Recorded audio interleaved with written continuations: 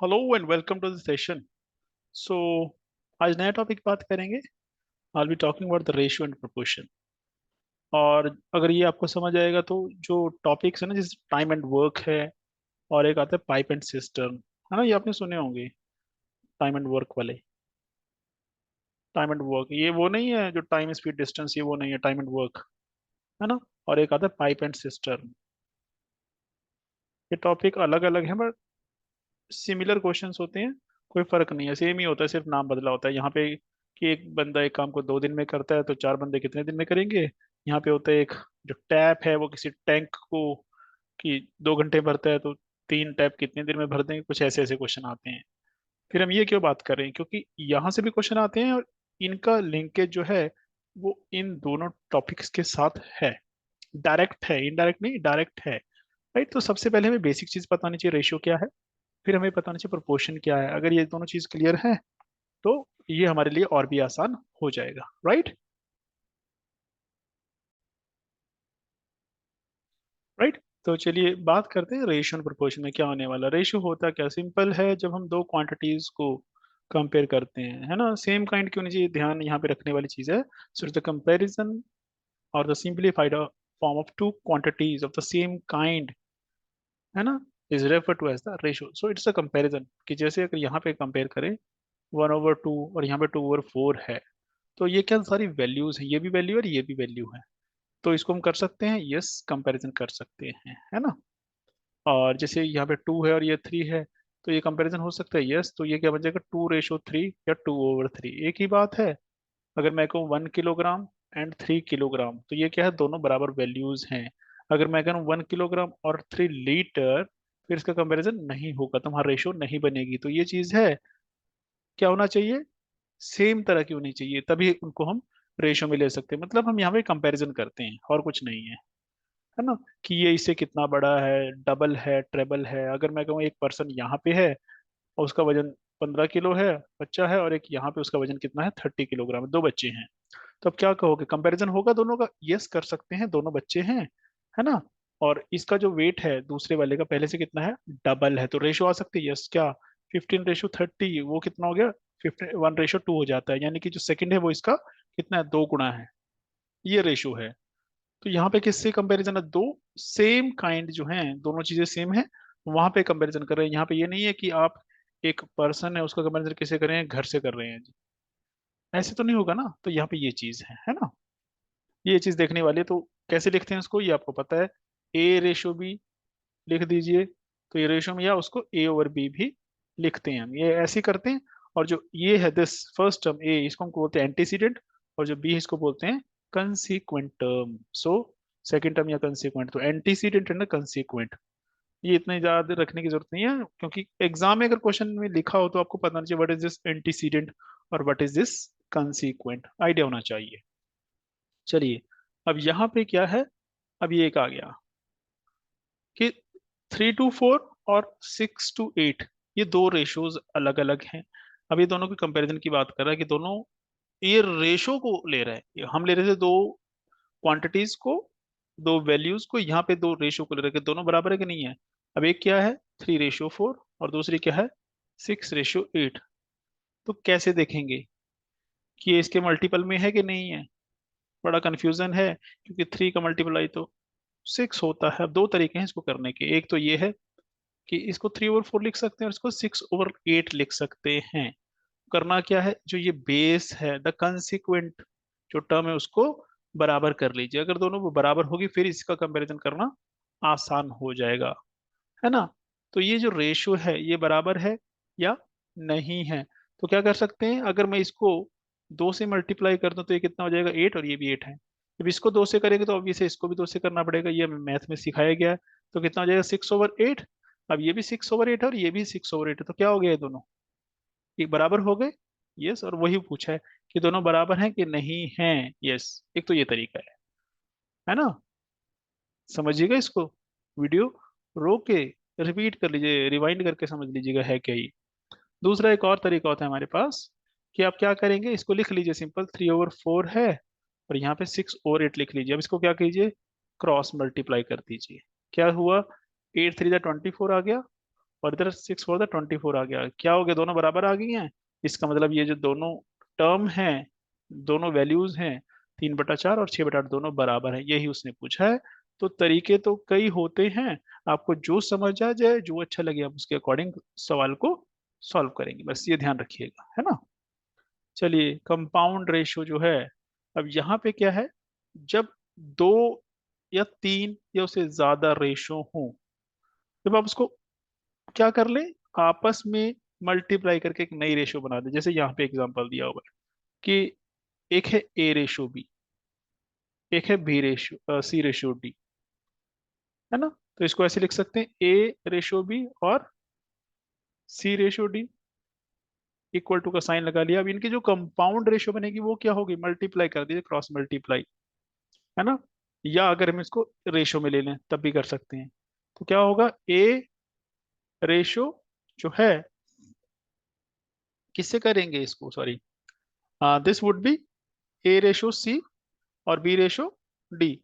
तो दोनों जो न्यूमरेटर कह ले सकते हैं, फर्स्ट टर्म कह ले सकते हैं, तो इनको दोनों को मल्टीप्लाई हमने कर दिया, sorry, A ratio C, sorry A C ratio B D, तो ये हो जाएगी इनकी क्या, द कंपाउंड रेशियो।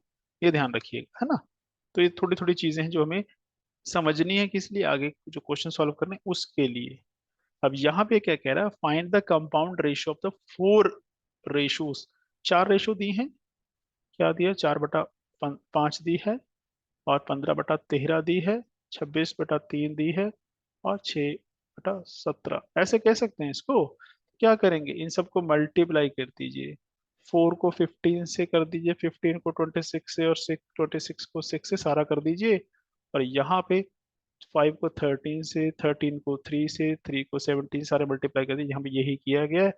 तो जो आया अल्टीमेटली 48/17 आ जाता है, जब आप इसको सिंप्लीफाई करेंगे तो। सिंप्लीफाई करना है, हमें ऐसे डायरेक्ट नहीं कर देंगे। जैसे यहां से आप क्या करेंगे, 13 ये कैंसिल कर देंगे 2 पे, है ना। 3 को इससे कर देंगे 2 पे, 5 को इस पे कर देंगे कितने पे, 3 पे, कितना के 4 से 12, 12 और 2 टू द 4, 12 और 4 8, 48, और यहाँ नीचे क्या, 17, यही आ गया है। सो यही आंसर आ गया। तो कंपाउंड जो रेशियो आपकी क्या है, 48/7, मतलब 48/7। ऐसे देखेंगे, एक टर्म होती है इनवर्स रेशियो, मीन्स अब हम क्या क्या देख रहे हैं, one is the simple ratio है, दूसरी कंपाउंड रेशियो है, तीसरी इनवर्स रेशियो है। इनवर्स रेशियो का क्या मतलब होता है, जस्ट अपोजिट हो जाना, है ना। कि अगर x रेशियो y है, तो उसका इनवर्स क्या होगा, y रेशियो x हो जाएगा। जिसको हम ऐसे कह सकते हैं ना, x/y है, तो उसका इनवर्स क्या है, y/x। ये है सिंपल इसका मतलब, है ना। चलिए, आगे क्या कह रहा है, to divide a given quantity into a given ratio, ऐसे ही करना है। यस, कि कोई क्वांटिटी दी हुई है, उसको क्या करना है, डिवाइड करना है किसी रेशो में। जैसे आपको क्या, 10 लीटर दूध, उसको कन्वर्ट कर दीजिए, डिवाइड कर दीजिए किसमें, 2:3 में, बस ऐसे, है ना। कि जो दूध है वो किस क्वांटिटी में है, किस रेशो में, 2:3 में है, तो कैसे डिवाइड करेंगे, बस यही समझाया हुआ है। अब यहाँ तो आपको थोड़ी सी कंफ्यूजन हो सकती है कि यहाँ पे m/n लिखा है, और ऐसे लिखा कि एक पार्ट इतना तो दूसरा कितना होगा, कुछ कुछ ऐसा लिखा है यहाँ पे, है ना। तो वो कैसे करेंगे, अब उसका चाहे यहाँ से समझ लीजिए, कि अगर कोई, ये क्या कह रहा है, suppose any given quantity is A, A कुछ भी हो सकता है, किलोग्राम, लीटर, मीटर, जो भी है ये है, ये टोटल जो क्वांटिटी है वो ए है, is to be divided into ratio m/n। जैसे भी ये मैंने लिखा कि 10 इज ए, और इसको डिवाइड करना है किस में, 2:3 में, इसमें डिवाइड करना है ना। यही है। अब क्या कह रहा है, let one part of the given quantity be a, then the other part will be a-x, है ना। तो अगर एक इसका कुछ पार्ट जो है वो a है, तो दूसरा क्या होगा, a-x होगा। यहाँ पे क्या है, टोटल क्वांटिटी की बात कर रहा है बस, यहाँ पे ये देखना है हमने। अब इसको और कैसे देख सकते हैं हम, कि अगर ये 10 है, अब 10 को क्या करना है, अब ऐसे समझ लीजिए 10 लीटर जो है टोटल दूध है ना। अब वो किसी सॉल्यूशन में मिक्स है, किस रेशो में, दो डब्बों में, 2:3 में। तो इसमें कितना दूध है और इसमें कितना दूध है, ये कुछ ऐसा है। या जो दूध है वो दो जगह हमने कर दिया, 2:3 में कर दिया। तो कैसे करेंगे इसको? अब बेसिकली ये क्या टोटल क्वांटिटी है, राइट। अब टोटल क्वांटिटी है तो क्या करेंगे, इसी क्वांटिटी को दो जगह डिवाइड कर देंगे। This is not the value, this is ratio, ये याद रखिएगा। तो इस दोनों का रेशो को मैं ऐड कर लूँ, टोटल कितना बच जाता है इसका वैल्यू, 5, राइट। अब ये क्या है, ये टोटल का दूसरा हिस्सा और ये टोटल का तीसरा हिस्सा, टोटल कितना है 5। तो ये कितना हो जाएगा, टोटल का 2/5 और ये टोटल का 3/5। टोटल कितना है, वो टोटल ये है 10। तो जब इसको एक्चुअल वैल्यू निकालेंगे, इसको भी 10 से मल्टीप्लाई कर दीजिए और इसको भी 10 से मल्टीप्लाई कर दीजिए। मैंने दोनों को कर दिया, तो कितना होगा, 5 to the 10, 2 to the 4, यहाँ पे 4 आ गया, और 5 to the 10 और 2 3 10 6, यहाँ 6 आ गया। अब यहाँ पे 6 है, यहाँ 4 है, दोनों को ऐड करके देखना कितना 10 आ रहा है कि नहीं आ रहा। यानी कि जो 10 है आपके पास, 10 लीटर दूध है, तो अगर दो जगह आपने डिवाइड किया 2:3 में, इसका मतलब क्या है, एक में 4 लीटर डाला और एक में 6 लीटर डाला। ये है इसका मतलब कि किसी भी एक क्वांटिटी को आप रेशो में जब आप डिवाइड करेंगे तो कैसे करेंगे, ये लॉजिक रहेगा, राइट। एक और हम एक ऐसे ही क्वेश्चन एक और करके देख लेते हैं, ताकि आपको आसानी से और समझ आ जाए, है ना। यहीं पे कर लेते हैं। अब मान लीजिए 30 किलोग्राम जो है वो क्या है, आपके पास राइस है 30 किलोग्राम, एक बैग है राइस का। अब आप क्या कर रहे हैं, उसको दो जगह डिवाइड कर रहे हैं, है ना। तो दो जगह डिवाइड करने का मतलब क्या, आप उसको अलग अलग जगह पे कैसे कर दिया आपने, एक में डाल दिया, ये 3:7 में आपने उसको डिवाइड कर दिया, कि एक में थर्ड पार्ट और एक में सेवन्थ पार्ट, इसका सिंपल ये मतलब होता है। अब ये कह रहा है कि दो कंटेनर है, और जो दोनों में राइस की क्वांटिटी है वो कंपैरिजन क्या है, 3:7 का है, कंपैरिजन है ना, हमने यही तो कहा था। तो इसमें एक्चुअल वैल्यू कितनी, इसमें कितना चावल है और इस कंटेनर में कितना चावल है, ऐसे ले लीजिए, दो कंटेनर है, इसमें जो भी डाला वो उसका और यहाँ का दोनों का जो कंपैरिजन है वो 3:7 है। अभी this is the ratio only, this is not the value. Value कहाँ से है कि जब आप 30 को डिवाइड करेंगे कि इसमें कितने किलोग्राम डाला चावल और इसमें कितने डाला, और दोनों का जो सम है, इसका चावल और इसका चावल, वो कितना होना चाहिए, वो 30 किलोग्राम होना चाहिए। अब ऐसे तो नहीं पता लग रहा, अब आप क्या करेंगे, सिंपल वही जो पहले किया हमने। अब ये तीसरा हिस्सा है इस टोटल का, और ये 10वां हिस्सा है, टोटल हिस्से कितने, दोनों को ऐड कर दीजिए, कितने आ गए, 10 हिस्से आ गए टोटल के। यानी कि 10 है दोनों की वैल्यू, जिसमें से पहला कितना है, वो 3 है ना। तो 10 का तीसरा हिस्सा, ये लो जी, 3/10 ही कहेंगे, 10 का तीसरा हिस्सा। और दूसरे में क्या है, 7 का 10 का 7वां हिस्सा, यही है। किसका, टोटल का, टोटल कितना है 30 किलोग्राम, तो यहाँ भी 30 से मल्टीप्लाई कर दिया, और यहाँ भी 30 से मैंने मल्टीप्लाई कर दिया। अब ये क्या किया हमने, कि जो टोटल राइस है उसका तीसरा हिस्सा, है ना, थर्ड, 3/10 हिस्सा, अब कितना होगा वैल्यू कर दीजिए, 0 से 0 कर गया, 3 3 9 बच गया यहाँ पे, यहाँ भी 0 से 0 चल गया, 3 3 और सॉरी 3 7 21 बच गया यहाँ पे। तो अब ये क्या कह रहा है, यहाँ पे 9 किलोग्राम डाला आपने, इसमें 9 किलोग्राम है, और इसमें कितना है, 21 किलोग्राम है। अब ये तो हो गई एक्चुअल वैल्यू, यानी कि 30 किलोग्राम को अपने 3:7 में डिवाइड किया, तो कितनी कितना किलोग्राम में कितनी कितनी वैल्यू दोनों में डिवाइड किया आपने, एक में 9 किलोग्राम डाला और एक में 21 किलोग्राम डाला। अब ये चेक कर लीजिए कि ये जो आपकी रेशो इतनी आती है कि नहीं आती, तो कैसे करेंगे, 9:21 कर दीजिए। अब दोनों डिवाइड होते हैं 9 से, नहीं होते, तो इसको क्या करेंगे, 3 से होता है, यस, 3 3 9 और 3 7 21, कितना आ गया, ये 3 आ गया और ये रेशो 7 आ गया। यही था सवाल, यही था। इसका मतलब जो हमने वैल्यू निकाली है 9 किलोग्राम 21 किलोग्राम, वो सही निकाली है, राइट। तो समझिए बस इसको। हो सकता है थोड़ा सा मुश्किल हो, बट प्रैक्टिस करेंगे तो आ जाएगा। और हो सकता है आपको पहले से बहुत आसान लगता हो ये चीजें, क्योंकि वो आम बातें हैं, कोई नई बातें मैं नहीं कर रहा हूँ यहाँ पे, है ना।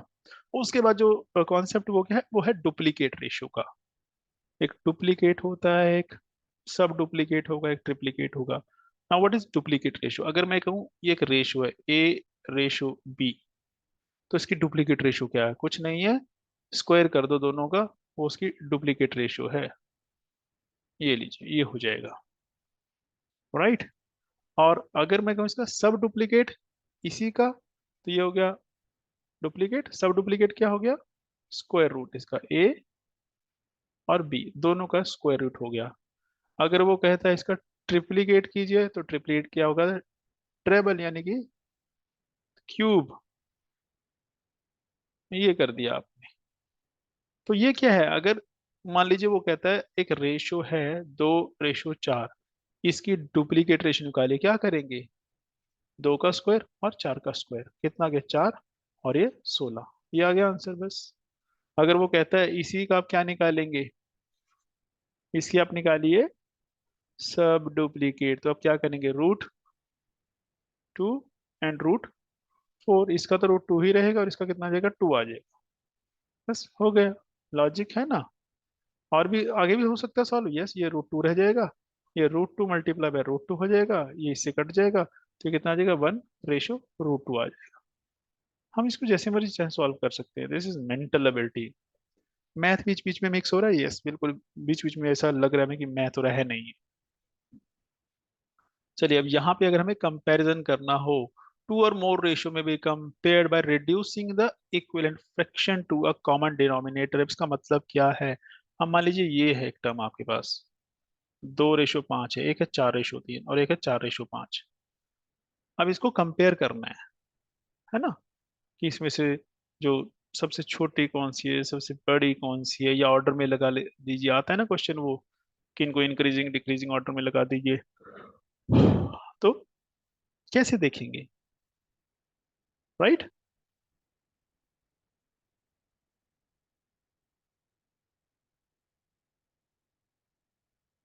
चलिए ट्राई करते हैं।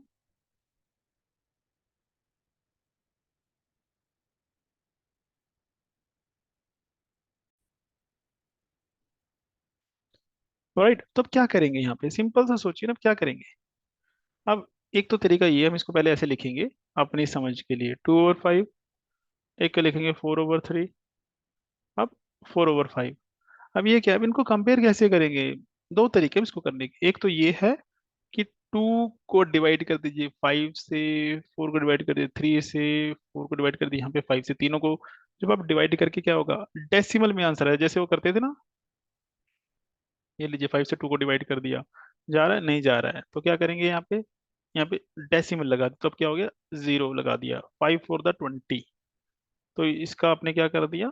इसकी वैल्यू कितनी आ गई? 0.4। ये इसको भी ऐसे ही करेंगे। अब ये क्या करेंगे? 3 को 4 से करेंगे, और 4 को 3, सॉरी, 3 1 3, बचा कितना? 1। तो डेसिमल लगा के गया, 0 आ जाएगा, 3 3 9। अब ये कंटिन्यूस चलेगा, तो कितना आ गया? 1.3 आ गया। यहाँ भी कुछ ऐसे करेंगे, यस।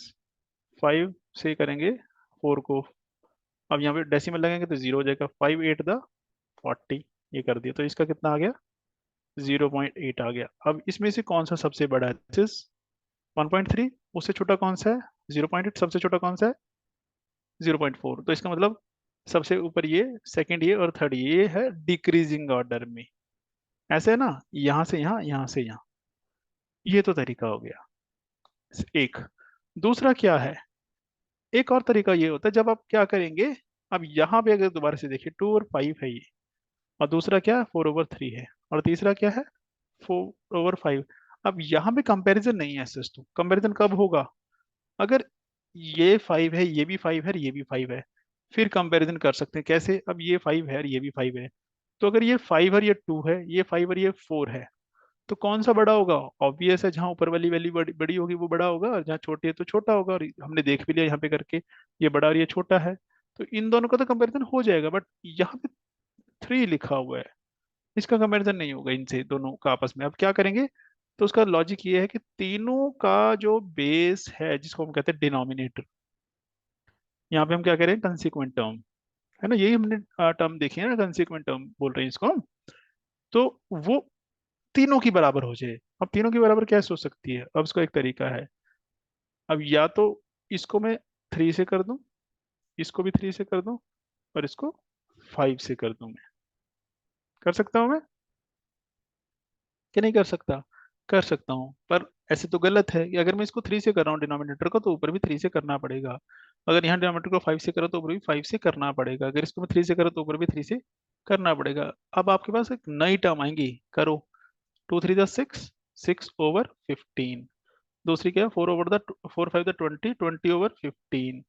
तीसरा क्या है? 4 6 द 12, 12/15। अब बेस जो है तीनों का सेम हो गया है, डिनोमिनेटर जो है तीनों का सेम हो गया है। अब जो न्यूमरेटर है, जो एंटीसीडेंट टर्म है, जो सबसे बड़ी होगी वो सबसे बड़ा हो जाएगा, उससे छोटी उससे छोटा, और सबसे छोटा सबसे छोटा, यानी कि ये फर्स्ट है, ये सेकंड है और ये थर्ड है। अब इसको कंपेयर कर लीजिए कि इससे जहां से हमने स्टार्ट किया था, यहाँ से। तो ये फर्स्ट है, ये सेकंड है और ये थर्ड है। अब ये चेक कर ले अब हम कि हमने जो किया सही किया। यस, किससे? इस वैल्यू को कहाँ से कंपेयर करेंगे? इसके साथ। ये हमने एक्चुअल वैल्यू निकाली थी। फर्स्ट कौन सा? 4/3 फर्स्ट है, सेकंड कौन सा? 4/5, थर्ड कौन सा? 2/5। बस यही तो है तरीका, और क्या है? तो कोशिश करनी है इसकी समझने की। हो सकता है आपको आता हो तो इट्स वेल एंड गुड, नया कुछ नहीं है, है ना? ये पॉइंट्स कुछ हैं जो हमें ध्यान रखने होते हैं कि जो रेशियो है वो सेम क्वांटिटी के बीच में होनी चाहिए, उनका यूनिट सेम होना चाहिए, किलोग्राम और एक मीटर में ना हो, एक किलोग्राम और एक ग्राम में ना, ऐसा नहीं होना चाहिए, है ना? एक सिग्निफिकेंट ऑर्डर में होनी चाहिए जो टर्म्स हैं, है ना? तो ये ध्यान रखना है हमें चीजें। फिर एक होता है प्रोपोर्शन। एक रेशियो है तो दूसरा है प्रोपोर्शन। प्रोपोर्शन क्या होता है? जब दो रेशियो को आप कंपेयर करते हैं, दो फ्रैक्शंस को कंपेयर करते हैं, तो हम उसको कहते हैं जब वो दोनों बराबर हो। जैसे मैं यहाँ पे लिख रहा हूँ, एक है 1/2 या 1/2, और दूसरा है 2/4, यानी कि 2/4। अब ये दोनों बराबर है कि नहीं है? है ना बराबर? कैसे? ये इसका दुगना है और ये इसका दुगना, 1 to the 2, 2 to the 4। तो इनका जो आपस में रिलेशन है वो सही। अब मैं यहाँ अगर लिख दूँ 3/6, तो ये भी क्या हो जाएगा? ये प्रोपोर्शन में है इनके, राइट? अगर मैं यहाँ लिखता हूँ 3/15, मान लीजिए यहाँ लिखता हूँ 4/20, तो ये प्रोपोर्शन में है। यस, कैसे? 3 5 the 15, 4 5 the 20। तो इसको कैसे लिखा जाएगा? 3/15 और 4/20 प्रोपोर्शन में है, तो कैसे लिखेंगे? ये बीच में डाल देंगे। ये एक रेशो, जो डबल रेशो है, ये भी रेशो है और ये भी रेशो है। ये दो सिंबल लगा देंगे तो क्या बन जाएगा? प्रोपोर्शन, यानी कि 3/15 इज इन प्रोपोर्शन विद 4/20। समझिए इसको, कि दो रेशो प्रोपोर्शन में कहलाएंगी जब वो क्या होंगी? वो एक दूसरे के कंपैरिजन में या प्रोपोर्शनेटली इक्वल होंगी। जो मैंने अभी एग्जांपल लिया, कि अगर दोबारा ले लेते हैं, यहाँ पे मैं लिख दूं 7/14, यहाँ पे लिख दूं 6/12, यहाँ पे लिख दूं 5/10। अब ये तीनों प्रोपोर्शन में है। हाँ, कैसे? 7 to the 14, 6 to the 12 और 5 to the 10 सब डबल डबल हैं। तो इसका मतलब 7/14 है, वो प्रोपोर्शन में किसके साथ? 6/12 के साथ। और ये भी प्रोपोर्शन में किसके साथ है? 5/10 के साथ है। ऐसे लिखेंगे। पर तीन का नहीं होगा जनरली। ये चार टर्म ही हमने देखनी है, तो इसको ऐसे लिख सकते हैं, A/B is in proportion with C/D, है ना?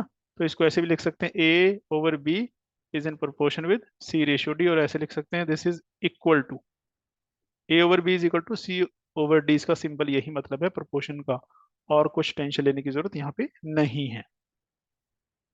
ये लिखा हुआ है ना, A/B is equal to C/D, यानी कि A/B is equal to C/D। ऐसे लिख दीजिए इसको, या ऐसे लिख दीजिए, चलेगा बिल्कुल, C/D, एक ही बात है, राइट? अब जो ये टर्म है, इन दोनों को, इनको बोलते हैं मीन, मेन टर्म्स। और ये जो बाहर की हैं दोनों, इनको बोलते हैं एक्सट्रीम टर्म्स। एक्सट्रीम, है ना? मीन और एक्सट्रीम, राइट? और क्या है यहाँ पे टर्म? टर्मिनोलॉजी है fourth, third and mean proportion. यहीं पे दोबारा आ जाइए। अब ये जो है, सो ये दिस इज 1 2 3 4, तो ये जो है आपका, दिस इज फोर्थ प्रोपोर्शन, ये है थर्ड प्रोपोर्शन, ये क्या है? Mean proportion basically. जब बीच का गायब हो, जब या तीन दिए हों, जैसे मैं मान लें ऐसे कि ए है, बी है, सी है, तो आपको बी निकालना हो, ए और सी गिवन हो, तो ये क्या हो जाएगा, ये मीन प्रोपोर्शन हो जाएगा। राइट। तो थर्ड फोर्थ और मीन प्रोपोर्शन। और कैसे निकल जाएगा ये, ए रेशो बी का क्या करके स्क्वायर रूट करके निकल जाएगा।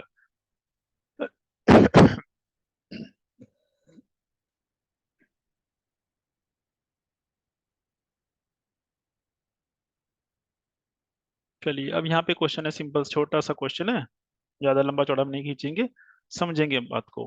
कि जो एक है 2:3 और एक है 5:9, दोनों में से बड़ा कौन सी है वैल्यू, कौन सी रेशियो ज्यादा है, तो इसको सिंपल समझ लीजिए, 2/3 लिख दीजिए और इसको 5/9 लिख दीजिए। अब आपको क्या करना है, या तो इनको डिवाइड कर दीजिए, तब आप बता सकते हैं कौन सा बड़ा है, या इनको वैल्यू बराबर कर दीजिए। ये 9 है तो इसको 9 बना दीजिए, तो 9 कैसे बनेगा, 3 से मल्टीप्लाई कर दूं तो 9 बन जाएगा। जब इसको 3 से मल्टीप्लाई करेंगे तो ऊपर वाले को भी 3 से मल्टीप्लाई करना पड़ेगा, कितना आ गया, 2×3 = 6 और ये 3×3 = 9। तो ये 9 है, ये 9 है, यानी कि ये बेस तो बराबर कर लिए। अब जो ऊपर वाली वैल्यू जिसकी बड़ी होगी वो बड़ा होगा, वो टर्म बड़ी हो जाएगी। ये बड़ा, इसका मतलब क्या है, 2/3 जो है ये बड़ा है, लिखा भी है, hence the greater ratio is 2/3। ये तरीका होता है जी। और एक और तरीका है इसका वैसे, वो ये होता है 2/3 लिखिए, यहाँ पे 5/9 लिख दीजिए। अब इसको क्रॉस मल्टीप्लाई कर दीजिए, ये क्या उतना हो जाएगा, 9×2 = 18, और यहाँ पे क्या 5×3 = 15, तो बड़ा कौन सा है, इधर वाला मतलब लेफ्ट वाला, तो 2/3 बड़ा हो जाएगा। तो कई तरीके मेरे पास तो करने के, जैसा आप चाहें वैसा कोशिश कर सकते हैं, राइट। समझने की कोशिश कीजिए, समझिए समझिए एंड समझिए। चलिए ये क्वेश्चन हमने पहले किया, अब इसको दोबारा ट्राई करेंगे। डिवाइड 70 इन 3:7। 70 है, 70 किलोग्राम है, 70 ग्राम है, 70 लीटर, कुछ भी हो सकता है। यहाँ से 70 दिया, उसको डिवाइड कर दिया दो जगह पे, कैसे करें, 70 रुपए हैं, तो 70 रुपए दो बच्चों में बांट दीजिए।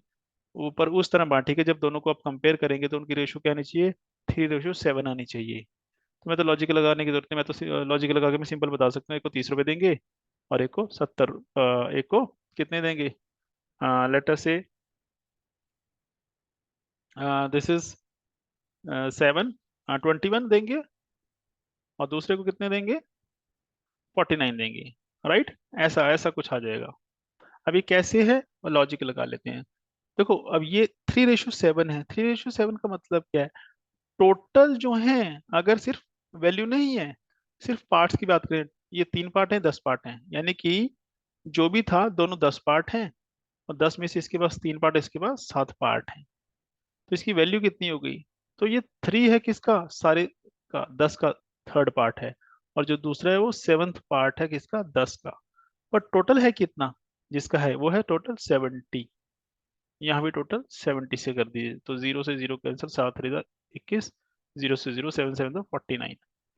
तो कितना किया, 70 को एक के पास 21 रुपए दे दीजिए, एक के पास 49 रुपए दे दीजिए, ये डिवीजन है कि एक बच्चे को 21 रुपए। अब ये भी देख लीजिए करके कि ये सही है कि नहीं है। अगर 7 यहाँ पे से मैं डिवाइड करूँ इसको, तो 7×3 था और 7×7 था, तो दोबारा से वहीं पहुंच के 3:7, यानी कि जो हमने आंसर निकाला 21 और 49, ये हमारा सही है बिल्कुल। राइट, बिल्कुल। चलिए अब ये एक सवाल है, ये आपके लिए छोड़ रहा हूं मैं, आपने ट्राई करना है। कि 581 रुपए हैं, उसको डिवाइड करना है ABC के बीच में इस तरह से, जो A के पास पैसा आया वो B के पास जितना पैसा है उसका 5 गुना है, और वो जो है वो इतना कि जिसका जितना C के पास है उसका 7 गुना है। तो बताइए कितना कितना पैसा तीनों के पास है। यहाँ पे सॉल्व किया हुआ, यहाँ से भी हेल्प ले सकते हैं, बट कोशिश कीजिए इसको करने की, राइट।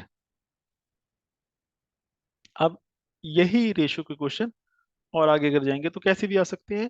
अब ये क्या कहता है, जो दो सर्कल हैं आपके पास, जो उनका रेडियस है दोनों का, अब वो कितना नहीं पता, पर ये जरूर है जो उनकी रेशो है वो है 2:5। इसका मतलब ये है, अगर ये 2 है, डबल है, तो ये 5 टाइम्स है। तो वैल्यू में जो अगर इसको कभी कन्वर्ट करना, तो इसको ऐसे लिखिएगा हमेशा, 2x कर लेना और ये 5x कर लेना, इसको हम वैल्यू कह सकते हैं, है ना। कि इसकी वैल्यू कितनी है 2x और इसकी कितनी है 5x, फिर वो ठीक माना जाएगा। अब ये क्या कह रहा है, अगर आपको जो सर्कल है उनका रेडियस का रेशियो पता है, तो क्या आप उसके जो एरिया है दोनों का, इसका जो एरिया है सर्कल का और इसका जो एरिया है उसकी रेशियो निकाल सकते हैं? बिल्कुल निकाल सकते हैं। तो अब इसका लॉजिक लगाइए, एरिया का फॉर्मूला क्या है, पाई आर स्क्वायर। एक का पाई आर स्क्वायर, दूसरे का भी पाई आर स्क्वायर। मैंने ले लिया, रेशियो निकालना शुरू कर दी। तो एक का तो आर अलग है, दूसरे का आर अलग है, वो आई आर स्क्वायर बड़ा लिख देते हैं।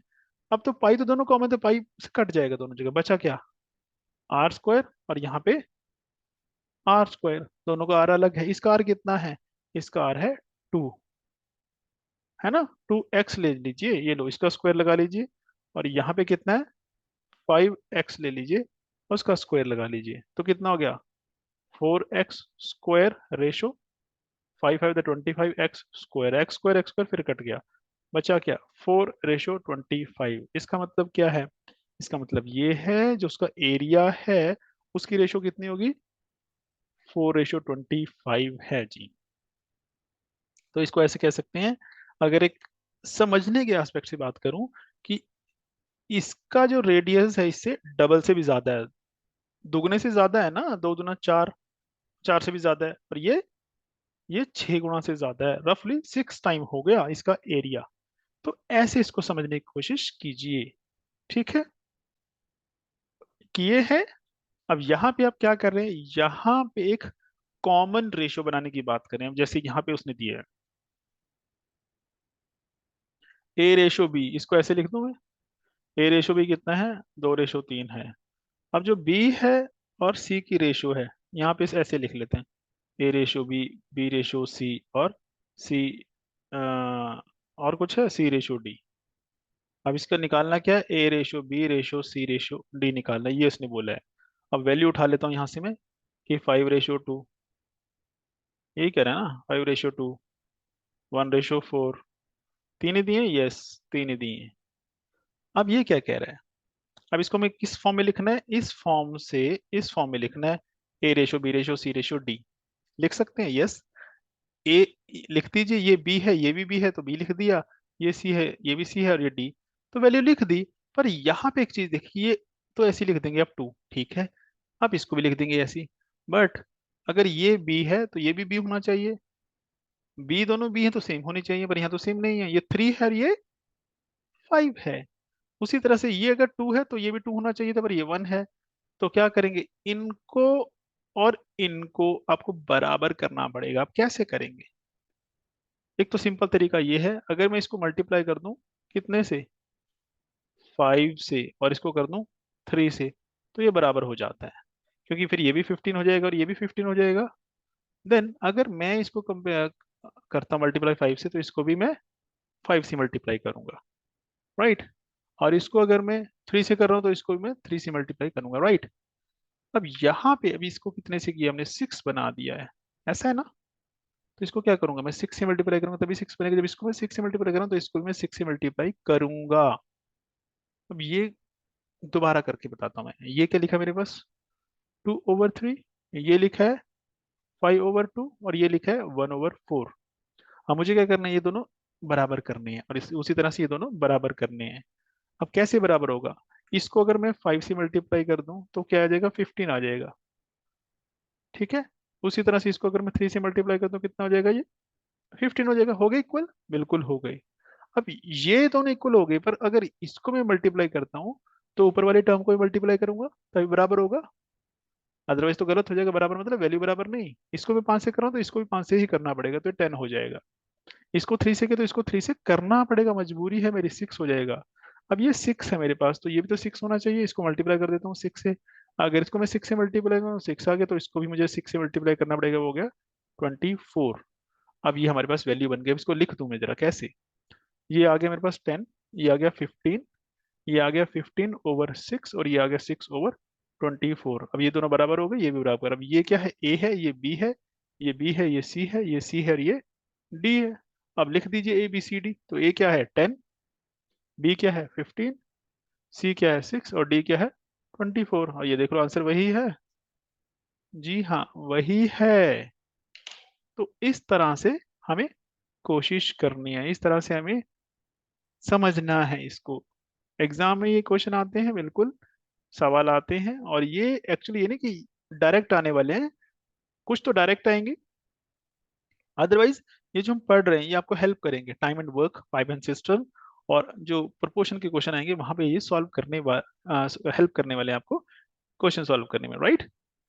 तो कोशिश कीजिए इसको, आर एस अग्रवाल में दिया हुआ ये टॉपिक रेशियो एंड प्रोपोर्शन, वहां से प्रैक्टिस की जितनी कर सकते हैं, एग्जांपल्स देखिए, फिर एक्सरसाइज देखिए। तो कल मिलते हैं ब्रेक के बाद, तब तक एंजॉय कीजिए, thank you so much, and do share the video and hit the like button, thank you so much, bye bye.